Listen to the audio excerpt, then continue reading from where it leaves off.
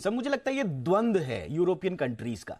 एक तरफ आप माइग्रेशंस के लिए लिबरल पॉलिसीज भी बना रहे हैं, दूसरी तरफ आपकी पुलिस जो है वो थोड़ा बायस नजर आती है। तो या तो आप पॉलिसीज ही मत बनाइए। यूरोपियन यूनियन में हंगरी भी है, हंगरी ने साफ मना कर दिया कि हम नहीं देंगे साहब।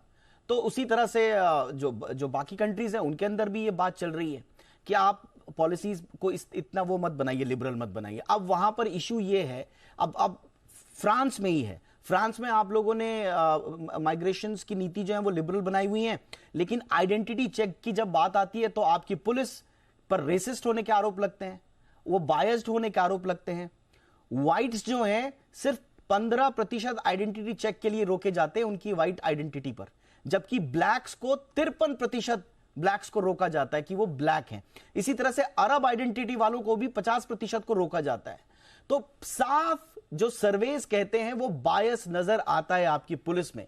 तो ये जो द्वंद है, ये जो डिलेमा है सर यूरोपियन कंट्रीज का, कि आप उनको बुलाएंगे भी अपने यहां और फिर पॉलिसी में और फिर पुलिस में उस तरह के रिफॉर्म्स नहीं करेंगे, सेंसिटाइज नहीं करेंगे पुलिस को, तो ये प्रॉब्लम आती रहेगी सर।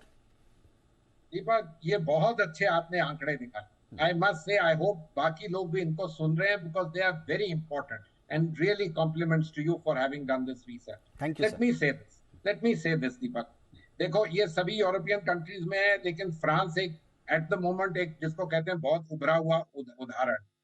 दूसरी बात, विकसित इकोनॉमी है, पावरफुल कंट्री है, P5 का मेंबर है, हथियार लेस कंट्री है, न्यूक्लियर पावर्ड कंट्री है। इसलिए हम हंगरी वगैरह को छोड़ देते हैं, छोटे कंट्री हैं, जो मर्जी बोले, लोग कहते हैं एबरेशंस हैं ये। अब फ्रांस जैसी इकोनॉमी को चलाने के लिए हम जो मर्जी कहें, हिस्ट्री में तो कॉलोनियल एक्सप्लॉयटेशन हुई, हम सब जानते हैं। अल्जीरिया, ये याद रखिएगा, during the second world war France की सरकार को भाग के अल्जीरिया में गवर्नमेंट एग्जाइल करनी पड़ी और डिगॉल वहां से आए।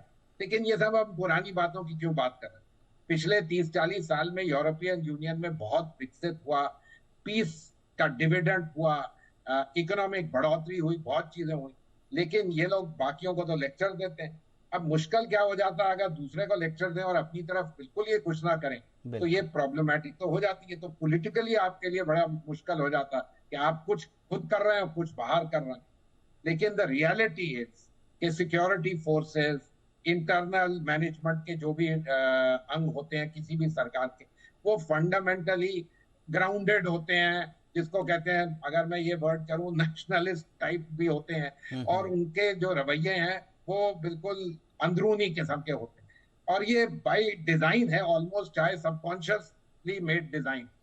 इसलिए वो they come in contact with these things, they act the way they are, जिस किस्म के वो लोग हैं, and there is nothing wrong in that, that is the way they are brought up. तो ये प्रॉब्लम तो रहेगी।